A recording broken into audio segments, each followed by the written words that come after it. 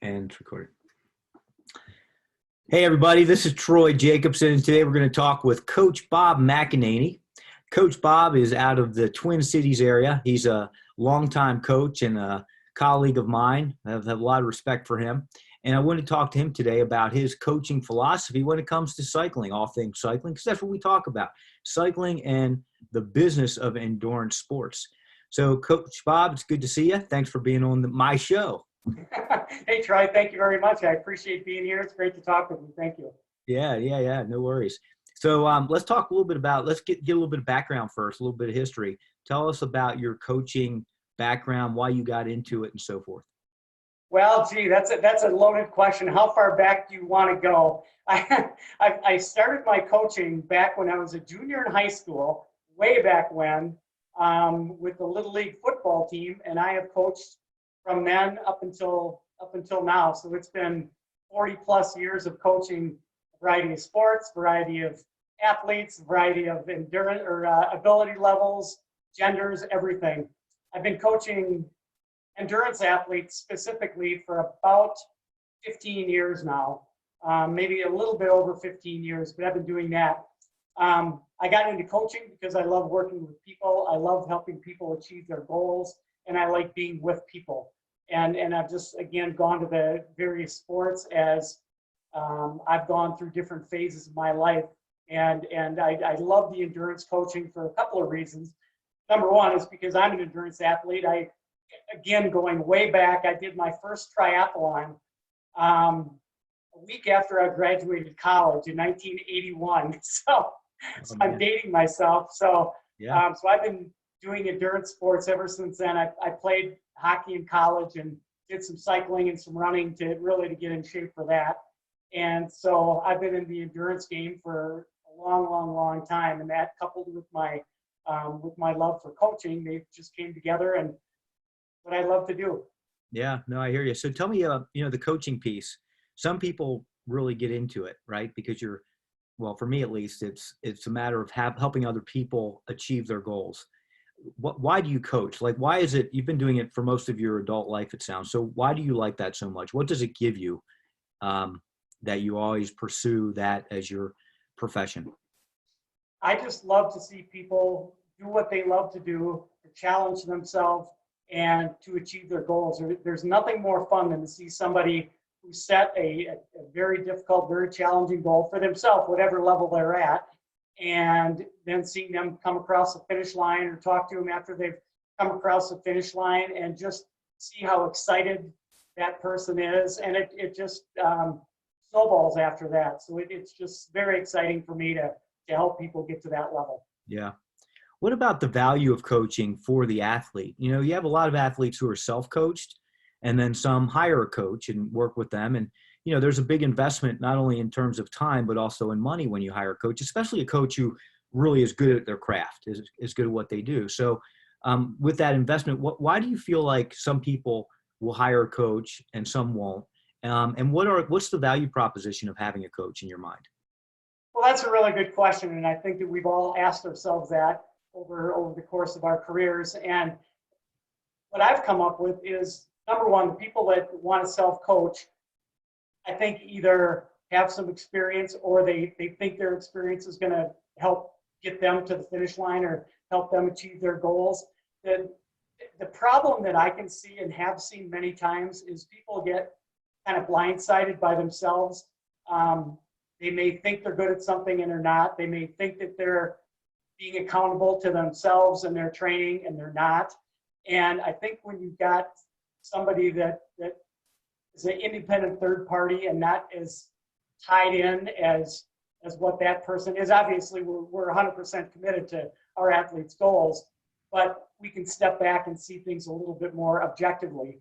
And I think that's why a lot of people end up hiring us, because I think most people have tried to do some self-coaching and they run into whatever kind of problems they are, and then they need to go to the next level.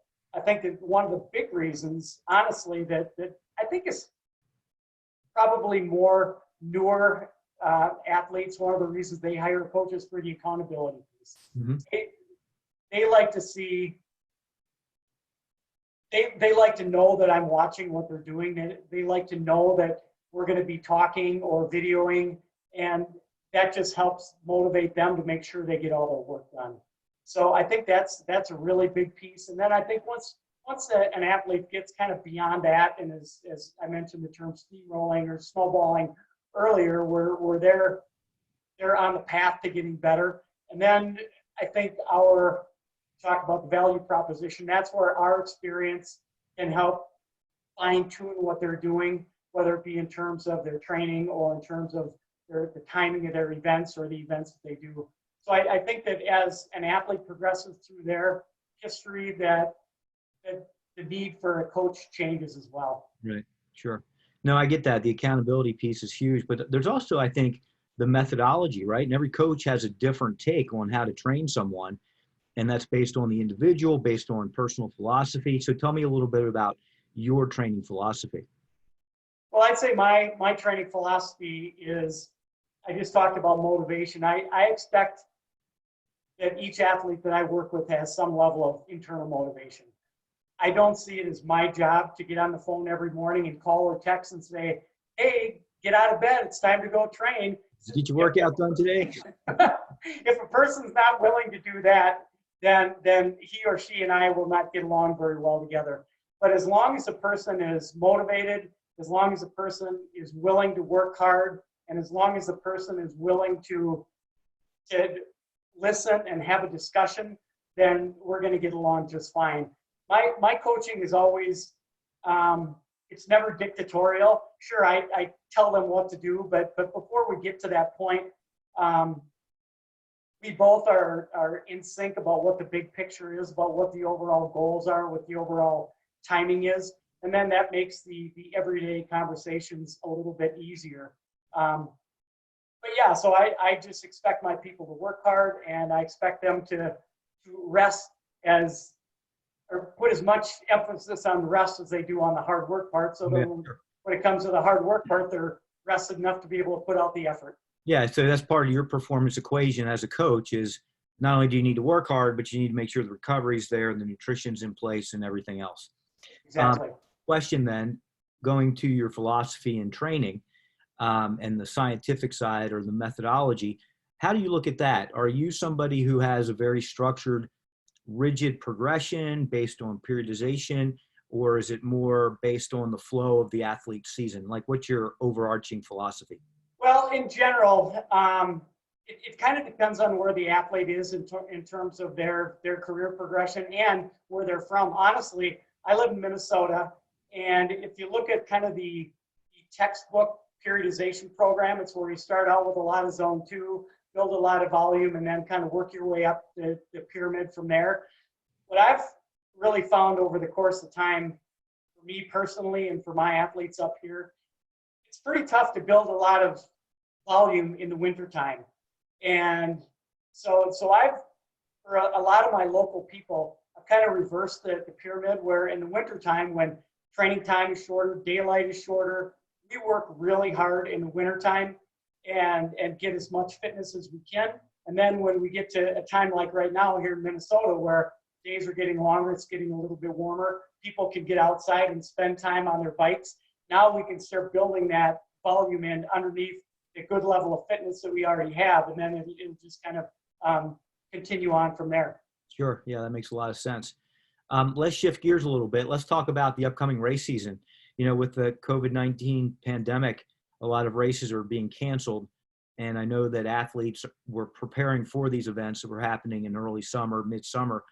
What are you doing with your athletes who now need to push their key events off further into the summer? And we still don't know what's going to happen. So give me an idea of what you're doing and telling your athletes.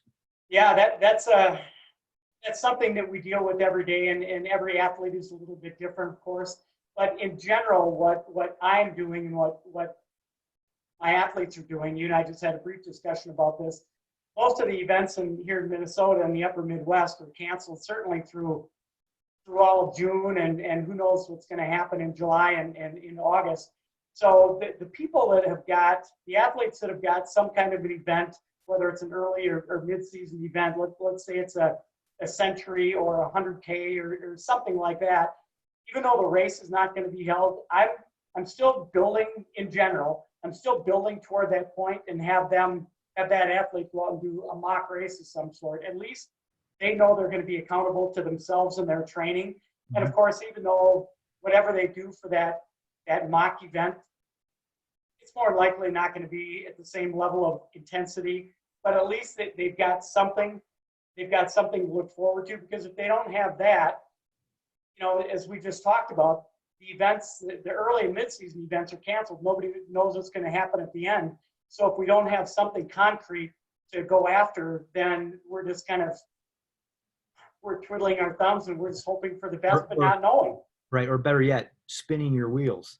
Well, yeah, there you go. Yeah. No, I get that. Everyone needs to have those goals. And when those goals aren't there, it's hard to stay focused and committed to the training program. So I like your approach. It really does make a lot of sense. Tell me about some of the different workouts that you do, not like even pre-COVID-19. I know that you were doing some indoor cycling classes, again, which is really big there in the Twin Cities market. And then I think you do some outdoor riding and coaching during the summer months, and obviously online coaching. So give me what's your menu of services? Well, the menu of services, you just hit the highlights, is we start our indoor training usually in early November and go through the end of March. So we've got basically 5+ months of indoor training. And I know with the work that you've done over the course of your career, you know the value of the indoor training in a group setting. It's great, especially in the era of power meters, where you've got something to go after, a number. But there's nothing like being in a room full of people, like-minded people, and everybody's kind of chasing a similar goal. Everybody's pushing each other, and everybody's supporting each other. So I have found that those 5 months are fabulous. And even though by the end, everybody's chomping at the bit to get outside, it's so valuable, and people really do like that. Yeah. And then once we get outside, typically at the end of March, early April, when the weather allows, at least on my side of town, on the St. Paul side, we've got some really good hills. So we transition from doing our indoor training, and then we go out and do hill repeats on a local hill, which is great because, again, we're still in a group type setting where everybody goes there, everybody does the hills, but at the same time, you're doing it individually. Right. So you're all doing it at your own pace, at your own effort level, at whatever you can do. You might be the first up the hill, you might be the last up the hill, but it's just a continuous loop. So nobody knows where anybody's at. So it's again, just a great way to keep people involved after the winter. And then, and that usually sort of comes to an end. The formal group outdoor hill training, usually in early to mid-June, about the time that the season normally heats up here.